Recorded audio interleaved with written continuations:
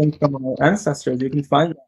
There was no system before the modern medical technological system that really understood the world the way that we do as moderns now. People had anxiety, depression, go do Qigong, and what do you and use herbs and energetic medicine and maybe go and go for a walk and be in nature. I mean, there was something natural and wholesome and systems oriented that helped bring the balance. It's just really interesting that we've taken so much of our wisdom of the past and we've relegated it to myth and to just romantic notions of history, and clung to what maybe the vanguard in some way of scientific medicine and scientific understanding, but we lose so much in that. And so even going back to our prayer, when you know better than me here, but a lot of the solutions you find in hadith for like anxiety and depression are things like spiritual things and things that include the body, like the prayer. And a lot of these things we don't properly honor, as really holistic medicines, like the prayer, for example, and the movements of the prayer and the pauses in between, and being with other people at the masjid, with other men, and standing side by side, and having even a 5-minute chat after I walk out. Like these institutions were healing. And even now, we're in the midst of COVID now and the lockdowns, and people are just not meeting, and if they're meeting, they're 6 feet apart. These institutions were healing, and the lack of them ruptures the fabric of society.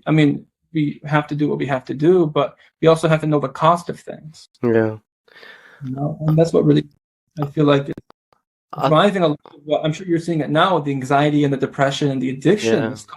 The COVID. Well, I think one major factor is that I often harp on about is that people of the past could take these things for granted. It was, and it was unconscious, a lot of it. So I often make the joke, I may have mentioned it before, is that, people of the past unconsciously ate healthily and they didn't have to spend money on it.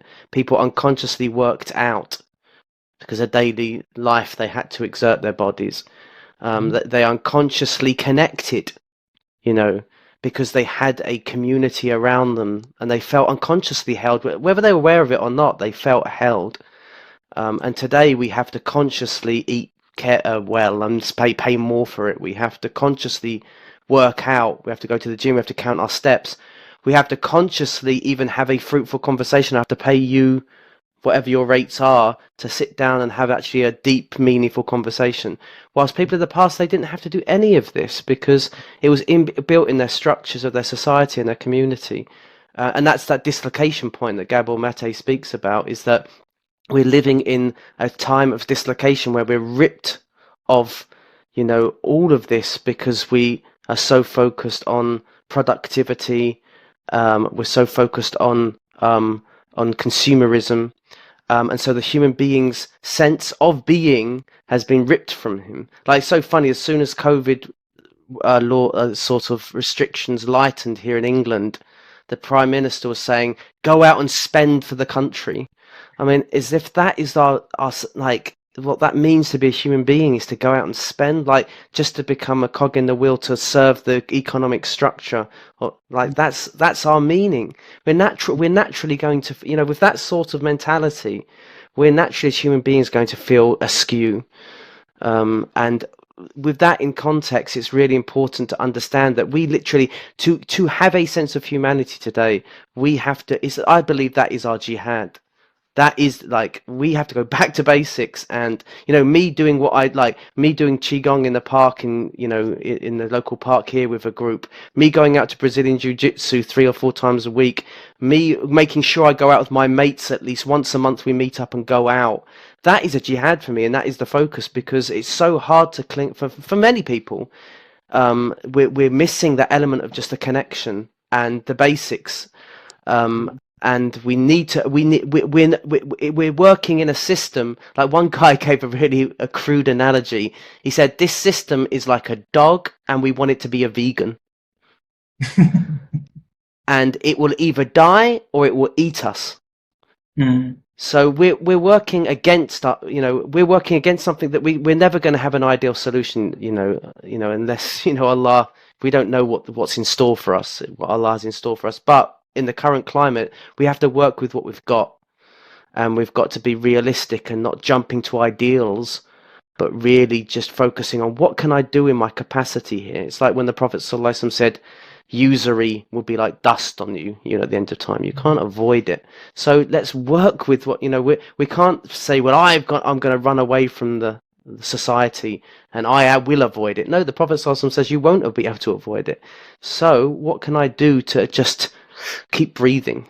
And it's finding those little pockets in your life that don't create more stress, because I made the fundamental mistake a few years back where I focused on diet and exercise to such a degree I stressed myself out, so it actually defeated the purpose. Because the worst thing you can do is stress your system out. All the other stuff is secondary. If you're stressing your system out, it doesn't matter what good you're putting in your body, you will make things worse for yourself. So the first fundamental thing is, how can I learn to gain resilience? How can I gain some sense of, but you're not having to hold the whole thing together yourself. And this sense of wide-eyed, sympathetic, oh my God, what do I need to do? It's just like, let's just get some oxygen in there and some sanity. This is the first step for many of us. And that's a jihad, that is just getting enough oxygen in you, and keeping yourself to some degree stable.